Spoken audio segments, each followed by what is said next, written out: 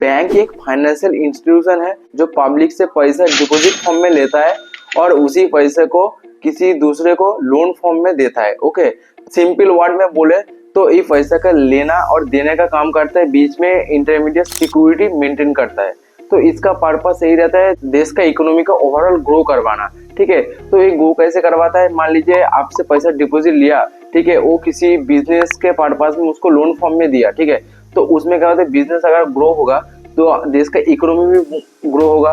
तो इस फॉर्म में ऐसे सिनेरियो काम करते रहता है। इसका पर्पस यही रहता है जब एक बिजनेस ग्रो होता है उसके पास एम्प्लॉय भी होता है तो बहुत सारे को जॉब अपॉर्चुनिटी भी मिलता है। तो इस तरीके से बैंक कुछ काम करता है। लोकेशन एंड काम वाइज बैंक को डिफरेंट टाइप में डिवाइड किया गया है। ओके, जिसमें फर्स्ट आता है कॉमर्शियल बैंक। कॉमर्शियल बैंक वो होता है जो किसी बिजनेस और आम पब्लिक को सर्विस प्रोवाइड करवाता है। ओके, इसमें दो प्रकार का होता है, एक होता है पब्लिक सेक्टर बैंक और दूसरा होता है प्राइवेट सेक्टर। पब्लिक सेक्टर जिसमें मेजोरिटी शेयर गवर्नमेंट का रहता है तो उसको पब्लिक सेक्टर बैंक बोलता है, और प्राइवेट सेक्टर जिसका मेजोरिटी प्राइवेट कंपनी ने कंट्रोल करता है। Okay, first public sector bank SBI, PNB, UCO bank, ये सब। प्राइवेट सेक्टर में आता है आपका ICICI bank, HDFC bank, axis bank, ये सब। दूसरा होता है कोऑपरेटिव बैंक।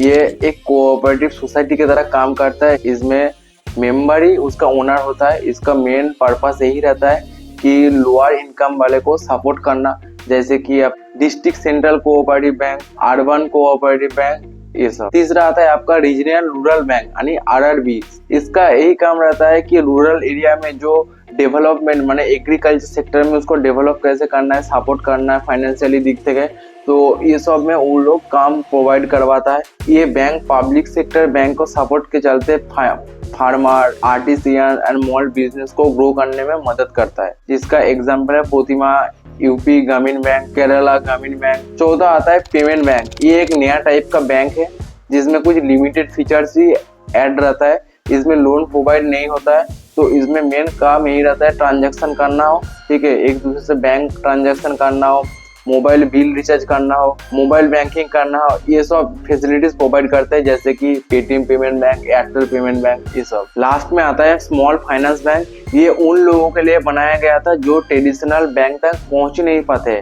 ठीक है, जैसे कि कोई स्मॉल बिजनेस को लोन देना हो, कोई डेली वेटेज वर्कर का डिपॉजिट लेना हो, ये सब। ये डिपॉजिट भी लेता है और लोन भी प्रोवाइड करवाता है। फॉर एग्जांपल जाना small finance bank, AU small finance bank. हम लोग जानेंगे बैंक के फीचर्स के बारे में, यानी बैंक में क्या क्या चीज प्रोवाइड करवाता है, अरे बैंक में फंक्शन क्या क्या रहता है। ठीक है, तो फर्स्ट आता है डिपॉजिट एक्सेप्ट करना। आप बैंक में पैसा देते हो, वो एक्सेप्ट करता है, तो आपका अकाउंट में सेविंग्स अकाउंट फॉर्म में, करंट अकाउंट फॉर्म में और FD फॉर्म में डिपॉजिट करवाता है। ठीक है, जो आपके पैसा सेफ एंड सिक्योर रहता है। दूसरा होता है लोन प्रोवाइड करवाना। ठीक है, तो लोन प्रोवाइड कर आपका जो डिपॉजिट मिला पैसा वो आपको किसी दूसरे को बिजनेस ग्रो करने में और इंडिविजुअल होम लोन, ये सब लोन प्रोवाइड करवाने वो दूसरे को लोन भी देता है। ओके, तीसरा होता है फैसिलिटिंग पेमेंट। आपका ट्रांजैक्शन करवाता है। ठीक है, आपका एक बैंक से दूसरे बैंक से ट्रांसफर करवाने के लिए कि आपको ये बैंक फैसिलिटीज प्रोवाइड करवाता है, जिसका फॉर्म में UPI, NEFT, RTGS, ये सब फॉर्म में आपका फैसिलिटीज प्रोवाइड करवाता है। चौथा होता है इन्वेस्टमेंट एंड वेल्थ मैनेजमेंट में भी आपको सर्विस प्रोवाइड करवाता है। आप किसी एक एसेट के ऊपर इन्वेस्ट करना चाहते हो तो बैंक के थ्रू ही हो सकता है, तो आप डायरेक्टली इन्वेस्ट नहीं कर सकते, डायरेक्टली जाकर नहीं कर सकते। तो जो ट्रांजैक्शन होता है बीच का इंटरमीडिएट, तो वो बैंक भी फैसिलिटी प्रोवाइड करवाता है। यही आज का ओवरऑल वीडियो।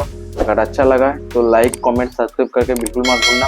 ऐसी फाइनेंशियल वीडियो और भी जानने के लिए ये वाला वीडियो को देखिए। तब तक के लिए बाय बाय।